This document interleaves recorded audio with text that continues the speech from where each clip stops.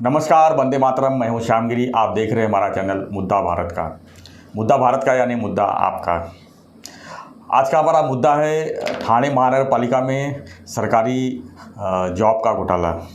जी हाँ, सरकारी जो आज के तारीख में जो है हर युवा जो है सरकारी नौकरी पाने के लिए दर दर की ठोकरें खा रहे हैं, उनको सरकारी नौकरी मिल नहीं रहा है। लेकिन ठाणे महानगर में एक ऐसा वाक़या आया है जिसमें एक युवक को जो है दो नौकरी मिली है और वो युवक दोनों जगह काम करके दोनों जगह से सैलरी भी ले रहा है। यानी दिन में अलग जगह पे, रात में अलग जगह पे, और दोनों ही ठाणे महानगर का पार्ट है। और इस तरह का कारभार जो हुआ इसको मनसे ने उजागर किया है। और इसी विषय पर चर्चा करने के लिए हमारे साथ में स्टूडियो में है मनसे जनहित कक्ष के सदस्य आशीष ढोले। इनसे हम बात करेंगे कि आखिर में ये वाक़या क्या है और कैसे सामने आया है। आशीष ढोले, आपका स्वागत है हमारे चैनल में। बताइए इसके बारे में, जो एक युवक को जो है दो नौकरी मिली है, सरकारी नौकरी मिली है और दोनों जगह से पगार भी ले रहा है, तो कैसे आप लोगों को मालूम पड़ा, कैसे इसका खुलासा किया? सबसे पहले तो सितंबर महीने में जो अटेंडेंस की भर्ती निकली थी जी अस्पताल में, तो उसमें जो पात्रता थी कि बाबा 54 लोगों की भर्ती है उस जगह पे। तो उस जगह पे 54 लोगों की मतलब जो लोग थे, तो उन लोगों को जिन लोगों ने फॉर्म भरा था, जिन लोगों ने जो भर्ती का ये एप्लीकेशन दिया था, तो उन लोगों को लिया नहीं, बल्कि जो वहाँ पे जो पहले से ही काम कर रहे थे, तो उनके जो रिलेटिव्स है, किसी का अगर कोई रिलेटिव वहाँ पे बार्बर का काम कर रहा है तो उसको, तो या उसके बेटे को या उसके जो कोई भी रहे, तो उनको वहाँ पे किसी वो डिपार्टमेंट में, किसी दूसरे डिपार्टमेंट में डाल देते। तो उसमें कैसा है कि वो जो शैक्षणिक पात्रता है वहाँ की, जो डिग्री है, अभी अगर वो देखा जाए ना, तो उस चीज़ में या अगर अस्पताल लाइन में, तो आपको तो पता ही रहेगा अच्छी तरीके से, अस्पताल लाइन में डिग्री के बगैर या BSc BMS इसके बगैर तुम्हें जॉब मिलती ही नहीं मिलती। ठीक है, तो वो आज रेडियोलॉजी डिपार्टमेंट है, पोस्टमार्टम डिपार्टमेंट है, सोनोग्राफी डिपार्टमेंट है, हर एक डिपार्टमेंट में अगर तुम जिसकी कोई डिग्री नहीं है, आप उसको अगर उसी डिपार्टमेंट में डाल रहे हो, तो फिर ये बहुत गंभीर बात है ना। तो एक तरह के बहुत बड़ा घोटाला भी हो सकता है, क्योंकि ये इसमें पैसे का भी लेन देन हो सकता है। आखिर में वहाँ पर जो काम करने वाले कर्मचारी है, नर्स है और जो बड़े वहाँ पर ऑफिसर है, उनके ही घर वालों को क्यों नौकरी पर लिया गया है? और नौकरी पर तो लिया गया, और दूसरा एक जो सामने दूसरा आया है सब्जेक्ट कि एक ही आदमी को दो नौकरी मिली है उसमें, और दोनों जगह पे वो पैसा भी ले रहा है, काम भी कर रहा है। ये तो बड़ी दुर्भाग्य वाली बात है। और तो ऐसी बात तो एक है कि बाबा एक आदमी है वहाँ पे जो night duty Chhatrapati Shivaji Maharaj hospital में करता है और मॉर्निंग ड्यूटी कोविड प्लाजा में करता है, और वो दोनों जगह की जो वेतन है उसका वो ले रहा है दोनों जगह से। दोनों जगह पे जिस टाइम हमने जब भी देखा, तो दोनों उसके जो अटेंडेंस बुक है उसमें दोनों जगह की उसकी अटेंडेंस है जगह पे। तो ये कहीं ना कहीं तो प्रशासन को तो भी दिखना चाहिए कि बाबा ये कुछ तो गलत हो रहा है इस जगह पे। तो हमने बस इसी कारण जो आयुक्त साहब है महानगर पालिका के, उनको हमने निवेदन दिया था कि साहब आप जल्द से जल्दी इस चीज़ पे रोशनी डालिए, आप जांच कीजिए, और जो चीज़ हो रही है तो उस पर जिन लोग अंदर इन्वॉल्व है उनको ताबड़तोड़ चौकसी करके सस्पेंड कर दिया जाए। और ये चीज़ कहीं ना कहीं तो रुकनी चाहिए। बिल्कुल। आज घोटाला हुआ, कल कुछ और होएगा, परसों कुछ और होएगा, तो ये कहाँ पे रुकने वाला है? तो यही चीज़ है।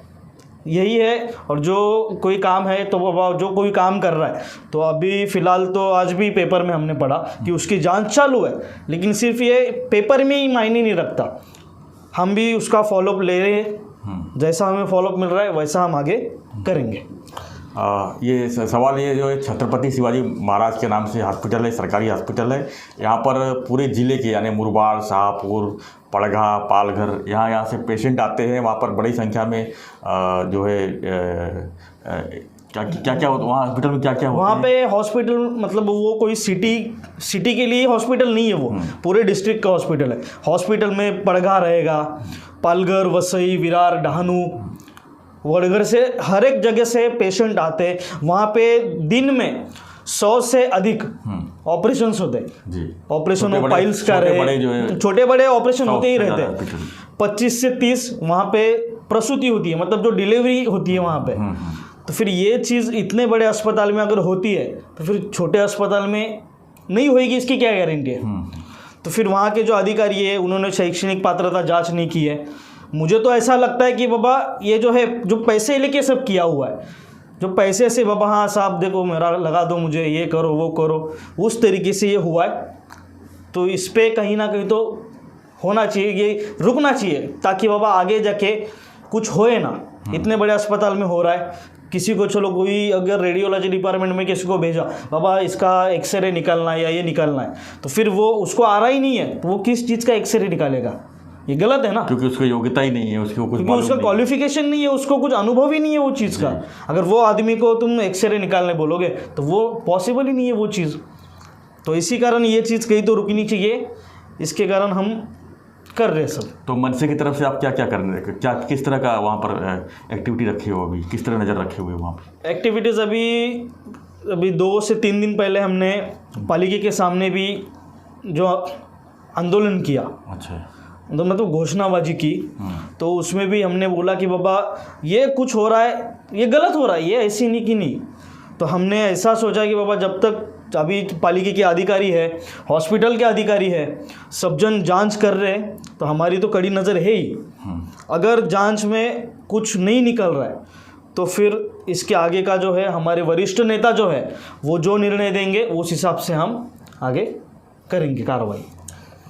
ठाणे महानगर पालिका जो शिवाजी हॉस्पिटल है, अलग अलग मामलों को लेके हमेशा सुर्खियों में रहा है, चाहे वो पोस्टमार्टम को लेके, चाहे वहाँ पर इलाज को लेके, चाहे वहाँ पर जो भर्ती घोटाला को लेके काफ़ी सुर्खियों में रहा है। लेकिन अभी जो इस तरह के मामले आए हैं कि एक व्यक्ति को, एक युवक को जो है 2-2 नौकरियां मिलना, ये कहीं ना कहीं बहुत गंभीर विषय है और इस पर जांच तो चल रही है। लेकिन जांच के बाद क्या इस पर कार्रवाई होगी, क्या महानगर पालिका के आयुक्त जो है इसके ऊपर कड़ा कदम उठाएंगे और इसमें कौन कौन इन्वॉल्व है, किस तरह से प्रोसीजर गया हुआ है, एक ही नाम में 2-2 जगह कैसे कोई जॉब कर सकता है, ये तो बहुत गंभीर मामला है। क्योंकि ये छोटी बड़ी बात ही नहीं है और ये पूरा मामला जो है बाहर आना चाहिए और लोगों के सामने भी दिखना चाहिए कि आखिर में ये सब जो घोटाला हुआ है किस तरह से हुआ है, इसमें क्या पैसे की लेन देन हुई है या कुछ और इसमें कोई इसमें सोर्स लगाया गया है। क्योंकि सोर्स की वजह से वहाँ पर जो काम करने वाले लोग हैं उनके ही